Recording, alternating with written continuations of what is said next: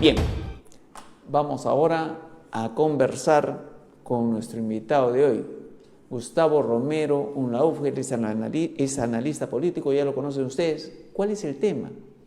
Fujimori, al fallecer, se ha convertido en una leyenda. Yo no sabría decirle. Gustavo Romero dice que sí. Gustavo, muy buenas noches, bienvenido a Hora 7, gracias por este contacto. Buenas noches, muchas gracias por la invitación, Miguel. Antes de hablar de Fujimori, ¿qué te parece? El Congreso decidió no darle permiso a la presidenta para que viaje a Naciones Unidas, 55 contra 55 abstenciones, pero Alex Paredes ha presentado una reconsideración que hasta el momento no ha sido votada, no sabemos si ha sido considerada, pero hasta el momento no hay reconsideración tal. ¿Qué opinas al respecto? Mira, en realidad es una sanción de tipo política, ¿no? Esa es mi primera impresión. ¿Qué es lo que puede decir ella en una reunión? eh, Sobre todo creo que se va a tocar sobre temas medioambientales, cuando justamente acá se está produciendo un desastre forestal, producto de los incendios, y yo creo que haría un mal papel, ¿no? Me da la impresión, ¿no? Entonces, su presencia no creo que sea fundamental, puede ir, yo supongo que en esta oportunidad podrá ir el presidente del Consejo de Ministros. Sí, coincidimos en que no es fundamental que esté allá. Lo fundamental sería que esté acá, pero que actúe también y que tome decisiones. Otro golpe que le ha chiquito, nomás este todavía chiquito, que también le ha dado el Congreso al Ejecutivo el día de hoy, es se consiguieron las firmas para presentar la moción de interpelación contra el ministro Juan José Santibáñez por gestión ineficiente frente a la criminalidad y la inseguridad ciudadana. ¿Y ahí qué te parece? ¿Estás de acuerdo? Aunque tú eres Bueno, muy defensor de Santibáñez. yo creo que él debe responder siempre, todos los ministros deben responder, o sea que esto es una práctica que muchos la consideran como una sanción previa, pero una cosa es dar unas explicaciones, que dé las explicaciones que sean convenientes, y yo creo que la población a través de, más allá de lo que pueda él dar como información a través de los medios de comunicación, creo que corresponde también darlo a uno de los poderes del Estado, que es el poder político, que es el legislativo. Y creo que tiene que dar bastante información sobre eso. Pedro Pablo Kuczynski sobre el tema Fujimori. Y creo que esto contribuye a tu hipótesis de que Fujimori se ha convertido en leyenda. Pedro Pablo Kuczynski, el expresidente que indultó, valga la redundancia, al exmandatario Alberto Fujimori, ha dicho que según las informaciones de que él dispone o de las que él dispuso y que recién revela, Fujimori no falleció al promediar las 5 o 6 de la tarde, sino habría fallecido al mediodía. Creo que eso contribuye con la leyenda también. Mira, poco ya importa si es que falleció a las 4 o 6 o mediodía. Lo que ocurre es que falleció. ¿Cuál es la razón? Es probable por un tema sanitario, que lo hayan podido postergar para poder tener un velorio más extenso, ¿no? Y me parece que esa podría ser una de las razones, una de las explicaciones. Pero lo que importa es el hecho, El digamos, mismo del día deceso. que Abimael Guzmán, que falleció un 11 de septiembre, y más conveniente, mejor rédito político daba si se aguantaba unas horitas más y la noticia se da al promediar la medianoche, que era 12, día de la captura de Guzmán Reynoso. Bueno, esa lectura puede ser relativa, te confieso, ¿no? Para mí es una mala coincidencia que hayan fallecido, que sea una mala coincidencia, pero para mí intrascendente, para mí intrascendente. ¿Por qué una leyenda? Uy, ¿por qué una leyenda Fujimori? Mira, para bien o para mal, Fujimori generó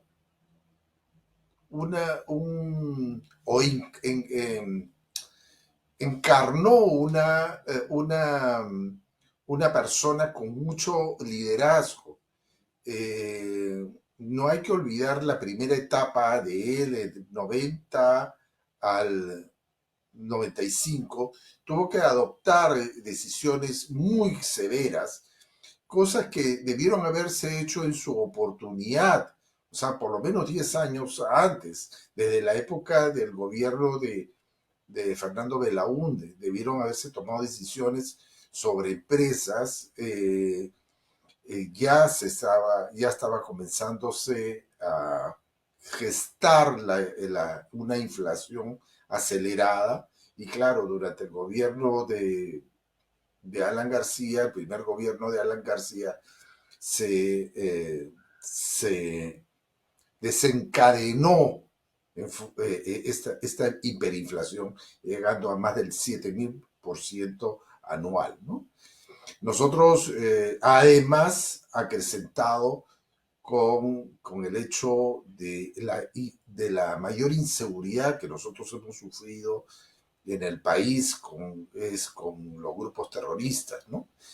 Que uno no sabía en qué momento podía llegar a su casa, uno tenía que salir casi con luz de las oficinas, porque no solamente no funcionaban, este, se apagaban las luces, habían apagones constantes, derribaban las torres de alumbrado público, las torres, perdón, de alta tensión, faltaba agua, porque cortaban la luz, por supuesto, no llegaba el agua a los departamentos. Recuerda como un hecho anecdótico de que uno, si es que quería comprarse un departamento, tenía que comprar un departamento sin ascensor. ¿Cómo se llama? Porque lo más probable es que no iba a funcionar. Así eran las cosas. Entonces, él tomó unas decisiones que las tomó con valentía. Yo no voté, por supuesto, por él, pero después te miré con cierta admiración, aun cuando yo no he votado por él en la segunda oportunidad tampoco, en la que su contendor era Javier Pérez de Cuellar. Yo creo que hubiese sido un extraordinario presidente de la República también. Pero el siguiente etapa, del 96 al 2000, se comienza a constituir, o por lo menos claramente, una casta peligrosa que comenzaba a rodear al presidente, conversar, un grupo de gente salamera, y por lo menos me han venido a mí a contar personas muy allegadas al expresidente de Alberto Fujimori, amigos, o perdón, colaboradores muy cercanos a él, que le decían que, señor presidente, no se va a presentar, no debería presentarse. Esto le va a traer secuelas. No hizo caso. Creo que perdió su visión de estadista, esa parte, pero él generó una corriente, un cambio de política de Estado. Creo que tomó decisiones, muchas decisiones correctas, entre ellas deshacerse de todas aquellas empresas improductivas manejadas por el Estado. Solamente pensemos en los teléfonos, ¿no? Que existía el monopolio en ese momento de teléfono, perdón, el monopolio de la compañía peruana de teléfonos, y que cada teléfono nos costaba, un teléfono fijo, por supuesto, no estamos hablando de teléfonos celulares, cada teléfono nos costaba aproximadamente $1.500, así que tenían suerte de tenerla. Y luego, bueno, el hecho de esta privatización, primero se vendió en aquella época a Telefónica, una compañía española, y esto ha permitido abrir los espacios de competencia. Solamente estamos hablando del ejemplo de Telefónica, ¿no? Y bueno, comenzó a destruirse aquellas empresas que generaban unos forados al presupuesto de la República.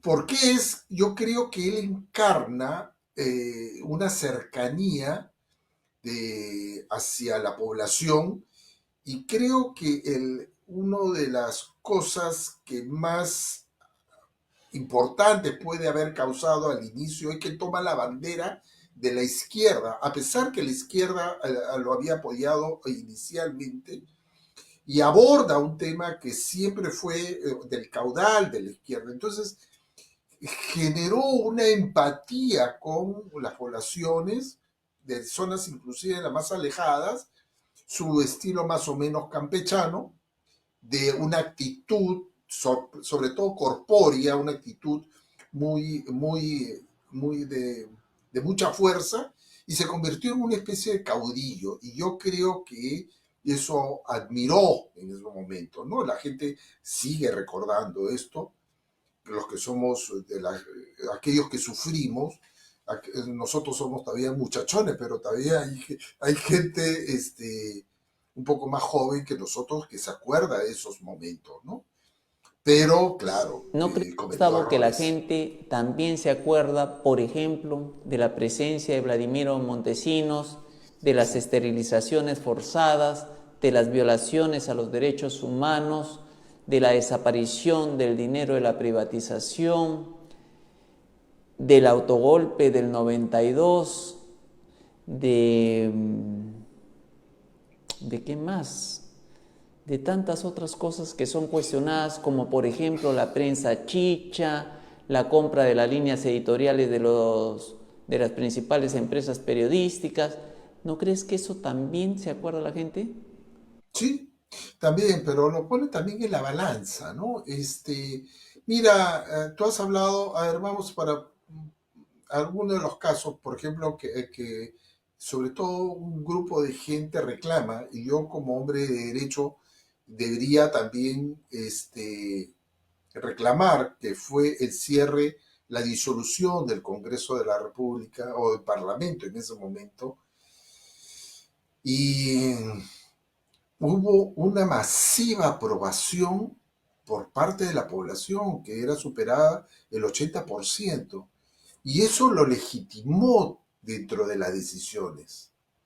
Y también hay algo muy cierto, Miguel. Nosotros somos gente que estamos familiarizados con el tema político, y conocemos la importancia de los congresos y de los parlamentos, pero la gente no tiene simpatía por los parlamentos usualmente.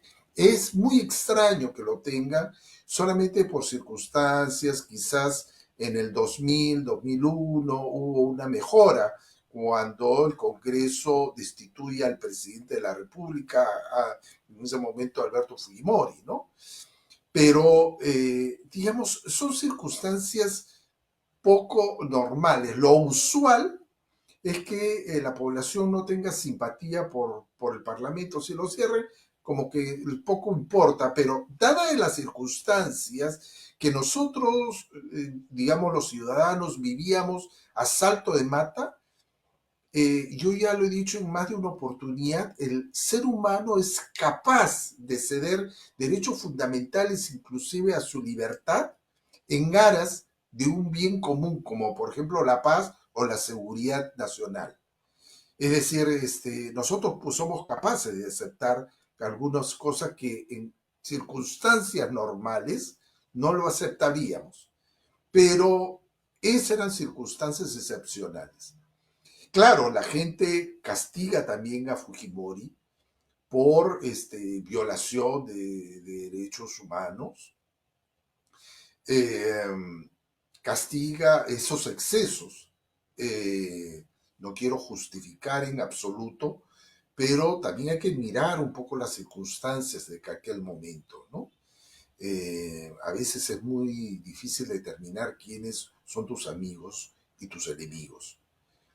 Pero, por ejemplo, yo Empaña soy también un Cuba. poco, Gustavo, y no empaña un poco también, por ejemplo, esa renuncia por fax, ese haberse ido huyendo a Japón, los Vladivideos, el haber postulado, haberse declarado, mientras que acá se declaraba peruano, fue a Japón, se declaró japonés y postuló al Senado, por supuesto que perdió, Todo, pero todas no esas cosas empaña eso restan. un poco la historia de una leyenda que pudo pasar con mejor pie a la historia del país si hubiera hecho las cosas correctas, con respeto a los derechos humanos.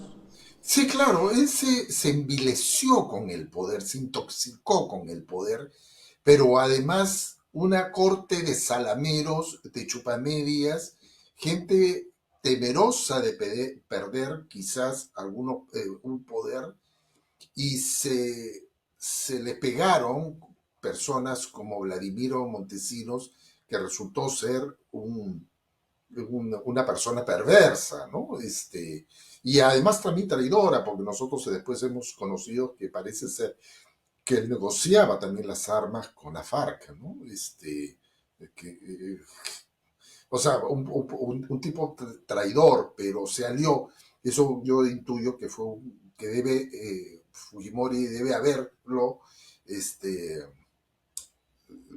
digamos, no solamente dolido, sino haber dicho, pucha madre, me metí con la persona más inadecuada. Hasta yo tengo información ahí privilegiada que la misma hija, Keiko Fujimori, le exigió que se desprendiera a Vladimiro Montesinos, pero Fujimori no le hizo caso, ¿no?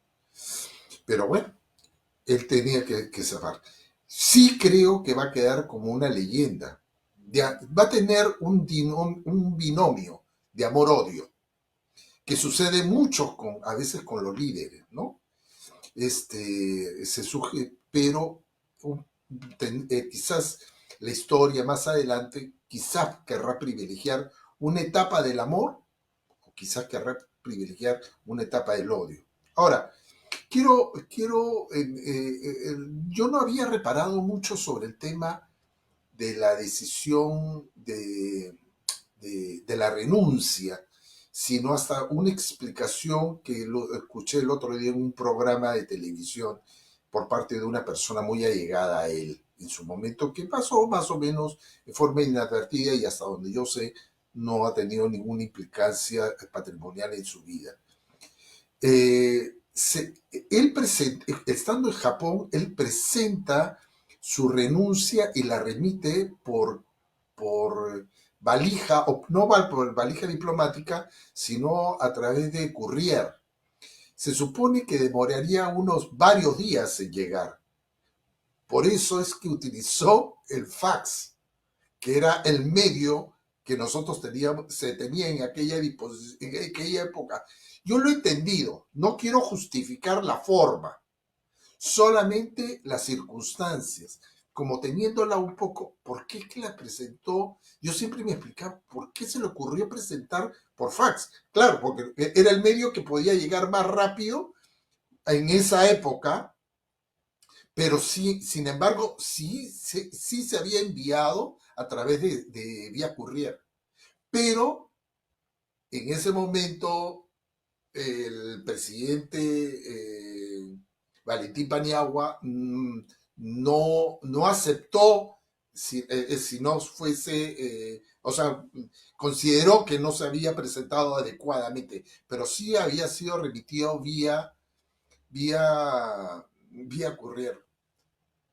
Digamos, ya para las circunstancias, el hecho estaba ya definido, ¿no? Pero ojo, esa es la versión de José Sebasco. Ahora, era lo valiente, un hombre que había No, sido tan valiente, que había tomado decisiones, irse al Asia para desde el Asia decidir renunciar. No, él se fue habiendo decidido renunciar desde acá, así es. sino que no la presentó acá porque lo podían detener. Sí, no. Entonces Coincido, también tenemos que hacer ese análisis. Ahora, sí, termino con esta pregunta, sí. Gustavito. ¿Sobrevive el Fujimorismo a la desaparición de su fundador? ¿En qué condiciones? Mira, eso solamente lo vamos a saber dependiendo de varios hechos. Primero, yo no creo que si el partido está lo suficientemente sólido internamente y mantener por lo menos a una cierta firmeza, podría no destruirse, porque la experiencia de la inexistencia de un partido, aún con el líder, lo podemos tener en el APRA, no, sin ánimo de discutir el tema de la solidez de su ideología, pero también sobrevive el partido de Acción Popular, y aun cuando no está en el Congreso, el PPC, a pesar que todavía sobrevive pequeño, murió su fundador, Bedoya Reyes, pero deja un legado ideológico interesante. Entonces, lo que se necesita, en mi opinión, cada uno de esos partidos para que pueda seguir adelante, necesitan caras visibles, que sean empáticos con la población para poder tener una mejor conducción de su partido. Y de ahí se verá si es que el partido sigue sobreviviendo, ¿no? Esa es una opinión. ¿Quiénes pueden ser candidatos de Fuerza Popular sin uno de los Fujimoris? No lo sé. Puede haber tenido, por ejemplo, ha tenido dentro de sus integrantes gente muy preparada, con muy buen discurso, pero no sé si serán capaces de tener la suficiente empatía con la población. Chiquita nomás, en 30 segundos. ¿Keiko es la candidata ideal del Fujimorismo, la heredera de Fujimori, o es una heredera circunstancial por lazos familiares y sanguíneos? Yo creo que ella tiene el mérito de haber manejado un partido teniendo, aún estando en la cárcel, eh, aún tener la carga, tener un, una gran odio de detractores con ella. Eh, Sin duda, creo que ha habido una persecución política, eso podremos hablar en otro momento, y creo que, pero yo no creo que ella sea la heredera para sustituir a su padre en la conducción del país. Puede ser para el partido, pero no sé si para el país. Bien, Gustavo, gracias por esta presencia siempre importante en Hora 7. Un gran abrazo, bendiciones, cuídate mucho. Muchas gracias por tu invitación nuevamente, Miguel. Un fuerte abrazo.